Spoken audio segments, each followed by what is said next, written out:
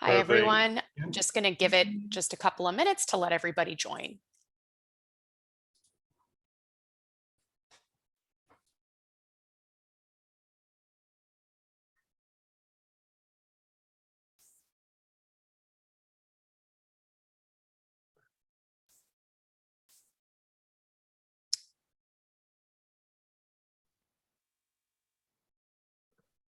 Okay, looks like we've got most of our participants here. So hi, everyone. Welcome to the public information session for the Queen's Duncan McArthur Hall redevelopment project. Firstly, I would like to welcome all of you to today's session and for your interest in this exciting project. And I thank you for your patience. We were just having a few technical difficulties, and we will extend the session by 10 minutes. My name is Harminder, and I'm an associate director with Turner & Townsend and the Queen's senior project manager for this project. I'm joined today by several key project stakeholders from Queen's University, and I'll take a moment to introduce a few of the key team members. Carola Blodorn, Queen's Director of Design and Construction, John Witches, VP of Design and Construction, and Tony Goetsis, Director of Campus Planning. So we will go through the presentation, after which we will respond to your questions. And we ask all participants to use the Q&A feature for any questions on Zoom. And should there not be sufficient time for your questions, we will connect with you and respond to you outside of the session. We're also going to share the information for the public information website should you have any additional questions following the session. Also, please note that today's session is being recorded. Today's presentation will be led by Andrew Frontini, Design Director at Perkins and Will. Before passing it over, I would like to briefly give Tony the opportunity to share a few special words. Thank you, Harminder. Queen's University is situated on traditional Anishinaabe and Haudenosaunee territory. To acknowledge this traditional territory is to recognize its longer history, one predating the establishment of the earliest European colonies. It is also to acknowledge this territory's significance for the Indigenous peoples who lived and continue to live upon it, and whose practices and spiritualities were tied to the land and continue to develop in relationship to the territory and its other inhabitants today. The Kingston Indigenous community continues to reflect the area's Anishinaabe and Haudenosaunee roots. There is also a significant Métis community, and there are First Peoples from other nations across Turtle Island present here today. Thank you, Tony. I will now pass it to Perkins and Will for their team introduction and presentation on the project. Thank you very much. As you already said, I'm Andrew Frontini, lead design on the project, and I'm joined by my colleagues today, Jan Willem Gritters. Jan Willem, if you want to introduce yourself. Yeah, hi, I'm Jan Willem Gritters. I'm the project manager on the project, and I think a few other people are in attendance, Martel Junko, Andrew Foot. Sorry, I might forget a few, but some of the team members are in attendance as well. Thank you. Andrew? Thanks. Well, without further ado, I'll describe briefly the design, and we'll open it up for questions. We started out with an extensive stakeholder engagement process, speaking with all of the stakeholders, including students, and this diagram really represented the kind of vision that came out of those engagements. A net zero carbon expansion for Queen's Faculty of Education, built on the values inherent in teaching, learning, and learning to teach. And this diagram sort of captures the aspiration with the word cloud that speak about empathy, collaboration, connection to the land, and the idea of a collaborative space in between program spaces, something that they really wasn't available to them in the existing Duncan McArthur Hall. Just to contextualize it, this is a kind of overview of the neighborhood in Kingston. You see the master plan, the Queen's master plan here, which identifies the West Campus. And this is if you can see my cursor, the existing Duncan McArthur Hall, and this intersection of Sir John A. and Union. And it's really an important kind of gateway intersection. And we really identify that in our development of the site. You can see here former women's penitentiary, which will be the Union Park redevelopment. You see Sir John A., John Orr Tower, the practice fields, Richardson Memorial Stadium, all of these components that constitute the West Campus today. And this redevelopment and expansion is really critical to anchoring that in its context and providing a connection to the larger landscape, the lake, etc. You can see some images on the left of the existing Duncan McArthur Hall complex, what we call the A wing, kind of gap in between with the main entry and the B wing, and then a large sort of landscape terrace, which is largely inaccessible by contemporary standards. And this is really the kind of prime site for expansion of this property. We're looking at the existing buildings, their character and quality, and then some underutilized space. This is actually along Sir John A. In the undercroft of the A wing, there's sort of an architectural porch. And this was an area that we deemed to be suitable for expansion. We were also looking at the space in between the B wing, what we proposed to build, and the potential for a gathering space, an atrium that links all of these programs and buildings of different eras together. And we're also mindful of the beautiful courtyard that we have existing and how we could connect to that, as well as the landscapes and green spaces along Sir John A. and Union. This is the existing floor plan, the level 1 floor plan, the A wing, and you see all of these columns. That's actually all of the colonnade underneath the building. So that's covered space that's outdoors. The existing student street or interior street, the auditorium, and then the B wing. And this is the courtyard in between. In the proposed addition, we're actually not doing any work in many of the spaces, existing spaces in the B wing, but we are filling in those colonnades to widen the building so we can add classrooms, student services, and extend the interior street so that it lines the east edge of the courtyard, creating new teaching spaces on what is now landscape terrace, and then a 3-story atrium in between the new build and the existing, and connecting all of that to the student street and the courtyard to create a really vibrant public realm for students, faculty, and researchers from all of the departments. On the upper levels, this is level 2, we're going to have more classrooms and meeting space with a mezzanine that overlooks the atrium. And then on a 3rd or typical floor, we'll have a kind of layout which accommodates faculty and staff in various configurations. And one of our stakeholders will be the Faculty of Heath Sciences, which we anticipate, and we're planning for them to move into the upper levels of the building, while the Faculty of Education, School of English Language occupy the lower levels. Here's the project timeline to put all that in context.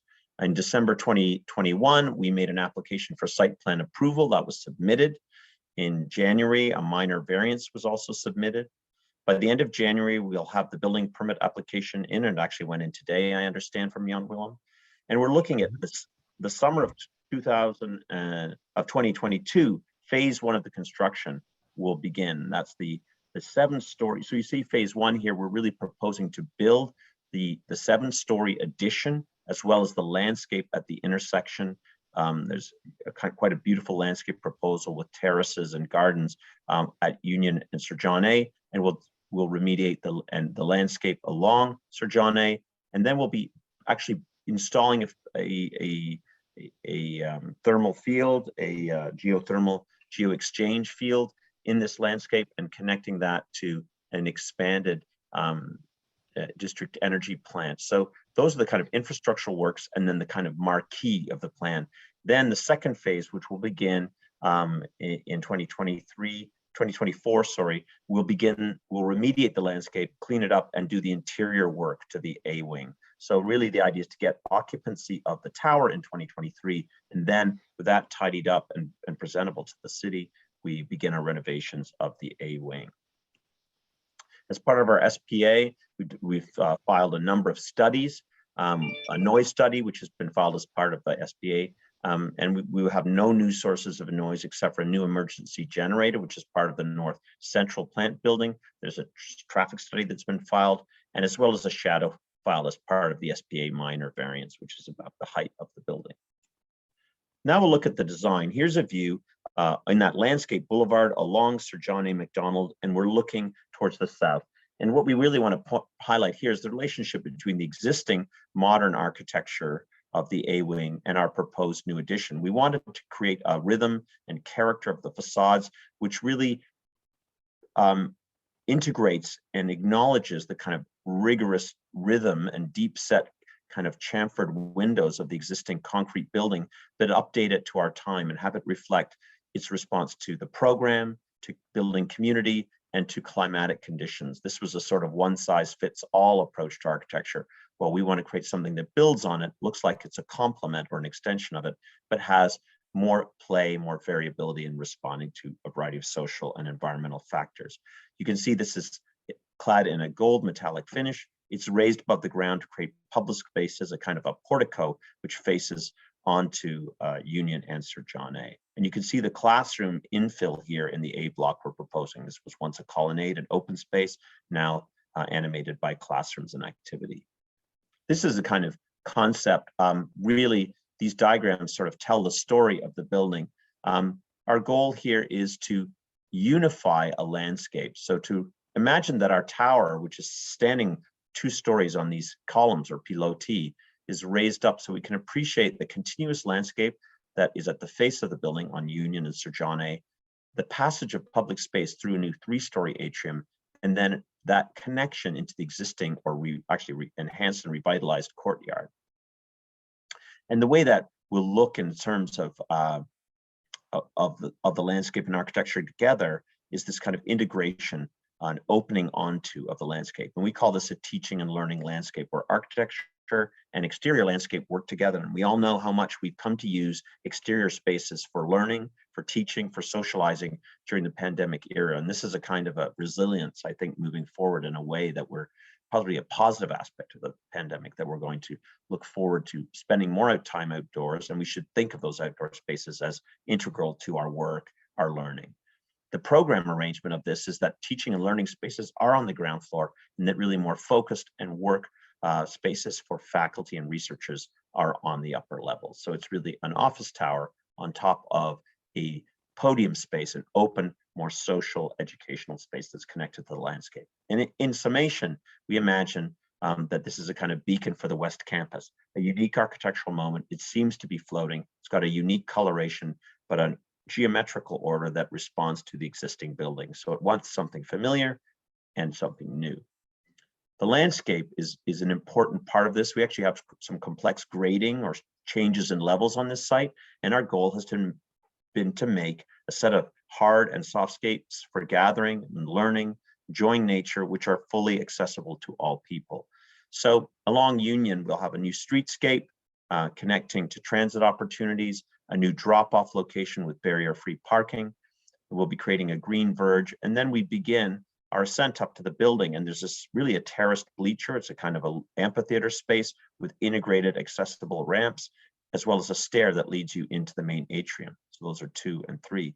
4 is really an outdoor porch terrace that overlooks the site, overlooking the corner. And within, we have our kind of most active spaces, our teaching spaces, the atrium, the teaching spaces along Union. Along Sir John A, we've created a kind of meadow-like space, as I said earlier, under which is a geothermal exchange field and a kind of meandering pathway that connects us to the parade route and the North Campus. Also a route that takes us into a reimagined version of the courtyard. And in here we have some key features. It's the Paul Park courtyard with new hardscape and paving. We're keeping the existing geological formations, the rocks, reimagining the trees, and then creating an Indigenous learning circle and medicine garden at the north end of the landscape as a unique feature. Here's a view of the building as we approach from Union, coming up that route, the accessible ramps that take us to the learning terrace, as well as the stairs into the main atrium. And you can see this is B wing on the left, a glassy atrium with solar shading to promote part of our environmental strategy. And then the tower on columns floating above the 2 levels of teaching space, which are clearly articulated. So that programmatic separation between learning and then the kind of more focused workspaces in the upper portion of the 7-story tower. Inside that atrium, we have a 3-story space where we're really connecting visually to the programs, Faculty of Education programs on the upper level, the 2nd level, the classrooms, a gallery, a cafe space on the left. This becomes a very animated social hub, suitable for events, gatherings, and really for establishing the culture of both the School of English, Faculty of Education, and the School of Health Sciences. The views beyond connect us to the courtyard and also remind us of the existing architectural heritage. So here's the A wing with its kind of characteristic modern precast concrete architecture actually comes into the space, and our new tower comes into the space. So they become neighbors in a sort of indoor-outdoor relationship where public space seems continuous between the courtyard or the forecourt and the atrium. And of course, lots of daylight to reinforce that. And on the left is the concrete facade of the B wing, which was previously outside. So it's really about bringing existing and new architecture together inside a public space, which celebrates the kind of layering of different eras of buildings, but most importantly, connects people to one another and people to the landscape. Here's a view looking back towards Union within the same space, and you can see the kind of upper level mezzanine where the teaching spaces for the Faculty of Education are, the elevators clearly visible, the B wing, the space for the cafe with informal seating, and lots of daylight everywhere. And we really imagine this as a very flexible space that can be reconfigured in many different ways, just day to day or celebrating more formal events as well. Some of the other spaces on the upper right, we see the interior street, which extends from the main atrium towards the north and lines that east edge of the courtyard. So you're seeing the activity in the courtyard outside, and then access to student services. On the left is the ITEP, the Indigenous Teaching and Learning space, and that's got a very special gathering space signified by a circular motif in the ceiling and in the floor using natural materials. And it's really designed for gathering in a circle. And we see various cultural artifacts and information supporting ITEP in this space. This is a really interesting space. It's the Global Lounge, and it's actually the readaptation of one of the older classrooms within the A wing up on the second and third level. And what we've done is bring daylight into it through skylights, integrate some graphics, and create spaces that are fully accessible for people to come and hang out, study. There can be informal talks and lectures, but it's really turning old-fashioned, inaccessible teaching space into an accessible gathering space for all of the faculties and groups in this building. And here is the image of the exterior architecture as seen from the corner of Sir John A. and Union. And we really see it as this floating beacon, a gateway. You can see that the fenestration has a kind of rhythmic play, and that really changes from the south face to the east and west faces. And there's a reason for that. This is the most public part of the building where we have large open lounges, open work areas. As we move around to the east and west, we have faculty offices, smaller spaces, but we're also interested in shading from the east and west sun. And here's the kind of story of how we developed the facade language. We started with the existing concrete, what we call a coffered or beveled facade, those deep set windows. And those are actually quite useful for shading from the east and west. So we thought we would start with that familiar rhythm. It's based on about a 5-meter spacing. And we adapted that. We took that as our starting point, but then began to ask ourselves if these vertical elements could be added and removed to express a change or a variety of spaces inside the building. Not all the spaces are the same, so why should the windows be the same? And we developed a language where enclosed and private offices have a tighter grain or rhythm of these architectural vertical elements. And then the open collaborative spaces, those windows expand, they get looser, they kind of communicate the open nature of the space, and they also open up views to the lake and to the south. We have a similar set of spaces on the north. So you kind of have this rhythm of open windows coming to tighter rhythm of architectural elements with smaller windows, and then opening back up again for those collaborative spaces. And you see this in a plan diagram. We have our kind of cores and services in the center, a west zone of enclosed offices, an east zone of enclosed offices, the collaborative spaces at the south and at the north. And these are some of those environments in the tower proper. So whether it is the Faculty of Education's offices, lounges, and meeting spaces, or other users. This is the kind of approach that we're going to have where our spaces overlooking the south and the lake, we have open workplaces, open collaborative zones, a kitchenette, places for gathering and socializing. And those really have really fantastic views out over onto Lake Ontario, the penitentiary beyond, the harbor. And so here's a closing view of the design at twilight. As we know, many of our spaces are used on campuses after dark. And so it's really important that the building is able to communicate life and vibrancy in the day and at night. And we think in the day, that's kind of metallic gold cladding will bring a kind of play of light and shadow that will really animate the building, as will the geometry of its window framing, those coffered windows. And at night, the kind of reading of the transparent public spaces, the 3-story atrium, our large classrooms, will really begin to articulate and shape this architecture so that we see our new addition as kind of levitating and floating as a gateway, welcoming people into Queens and into the West Campus. At this point, I'd like to stop and pause, and the floor is now open for questions to myself or any one of the stakeholders and participants from Queens.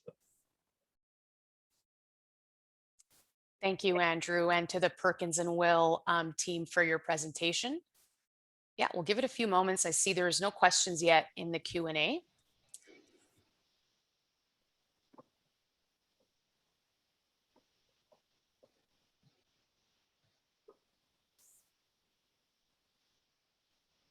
Should I stop sharing? Or maybe I'll keep sharing just because people may want to reference drawings.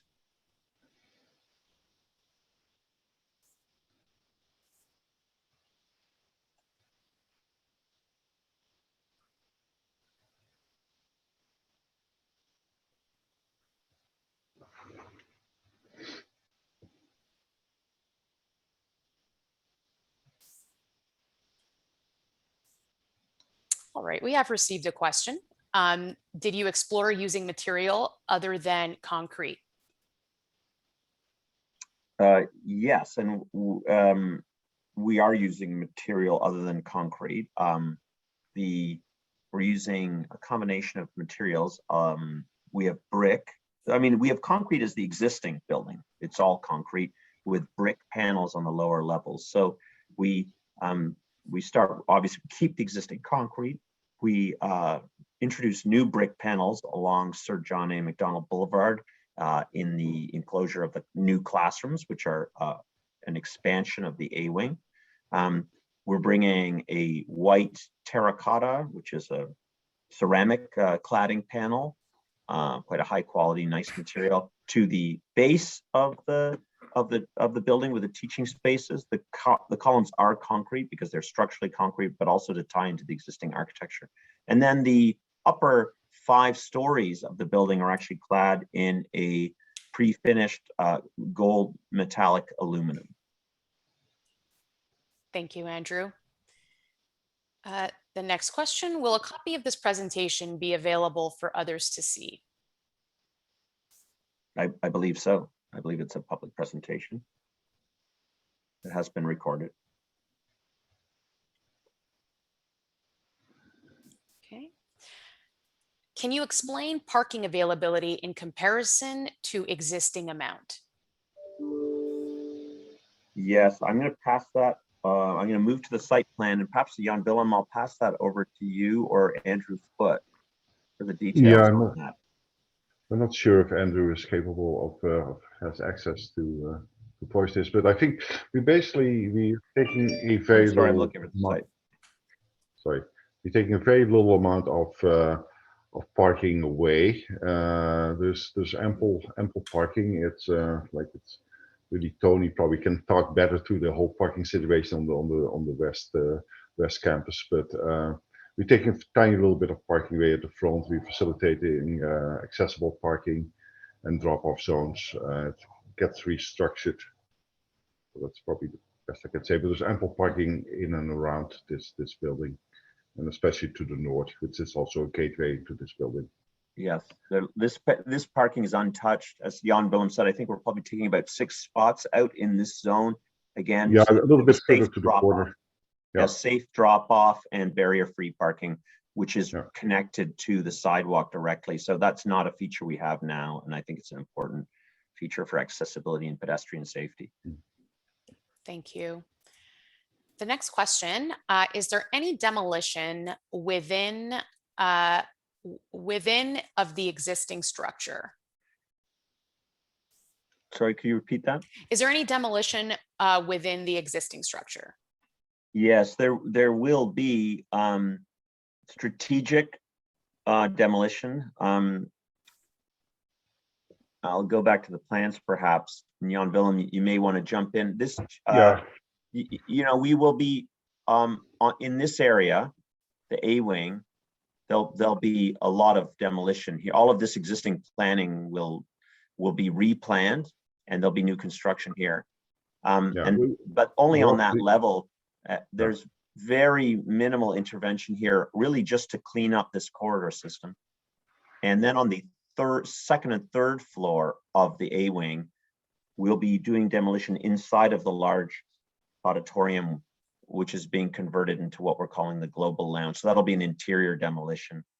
Yeah, basically the main features on level 1 in the A wing, we're retaining the two large, very beautiful stairwells, and then the rest of the floor plate gets expanded and replanned as per the next slide, probably. If you step to the next slide, and you can see the difference. So we're retaining the two main stairwells that go all the way to level 3. They are kind of the big gray blocks there. They're quite beautiful. And then we're replanning student services and new classrooms around that to make better use of the available area on level 1.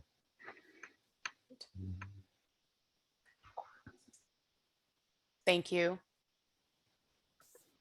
The next question, the 1970 design by Al Cromarty is handsome. Can you please consider adding a display on it in the new structure? That's an interesting idea, and I don't see why not.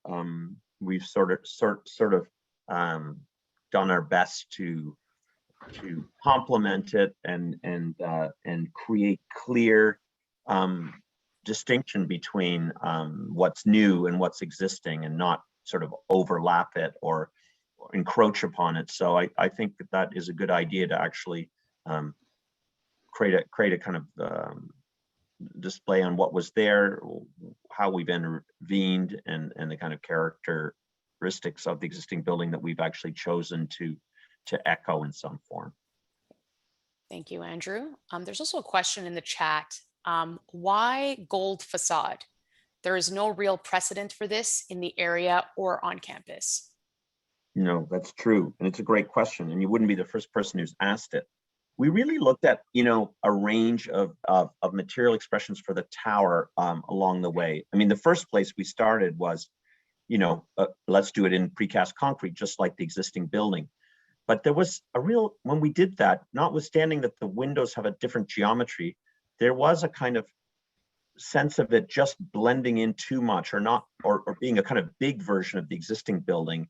And it seemed also quite heavy. We looked at a limestone cladding on a aluminum honeycomb substrate. It was really too expensive.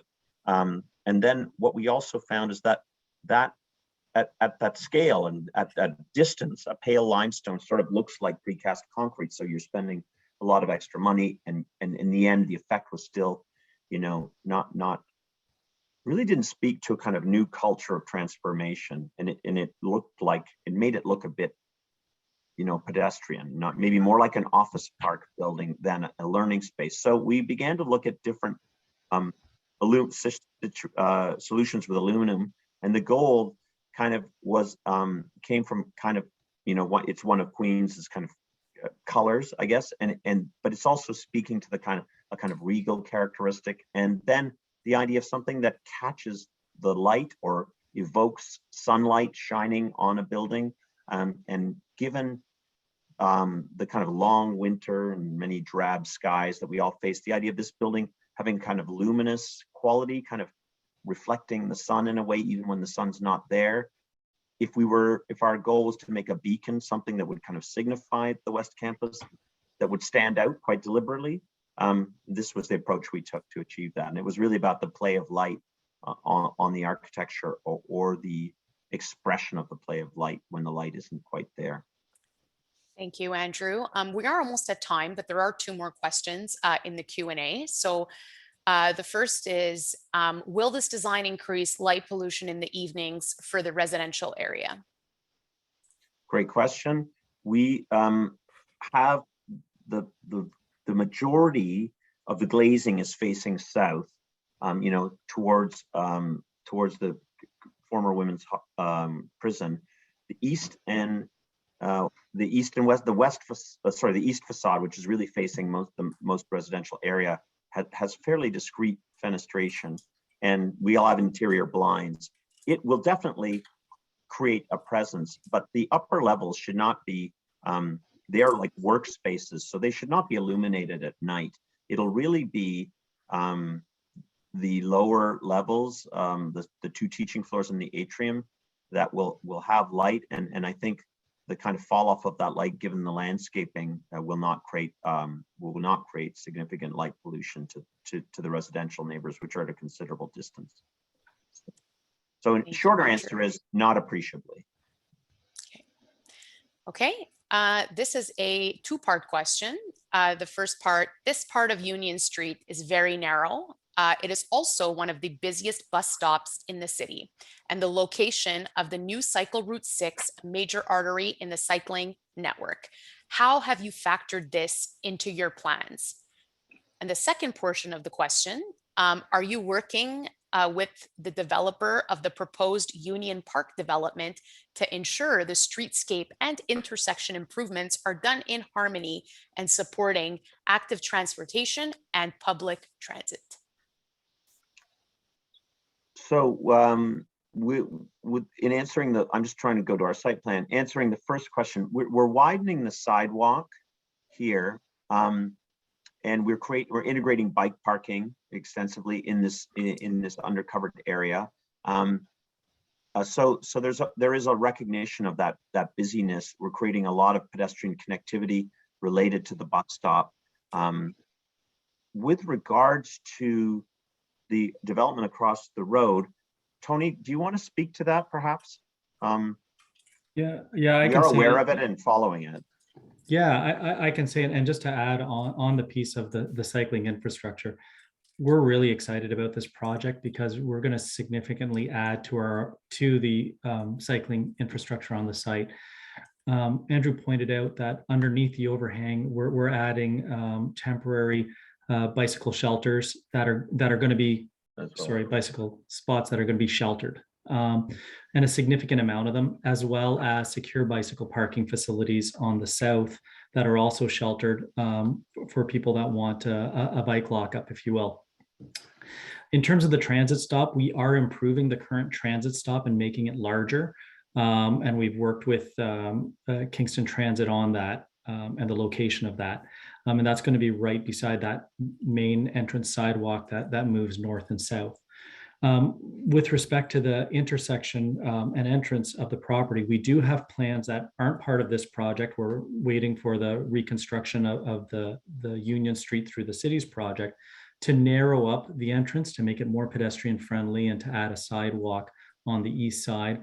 And we've provided, and it's the western intersection, I would say, and we've provided those plans to the Union Park development.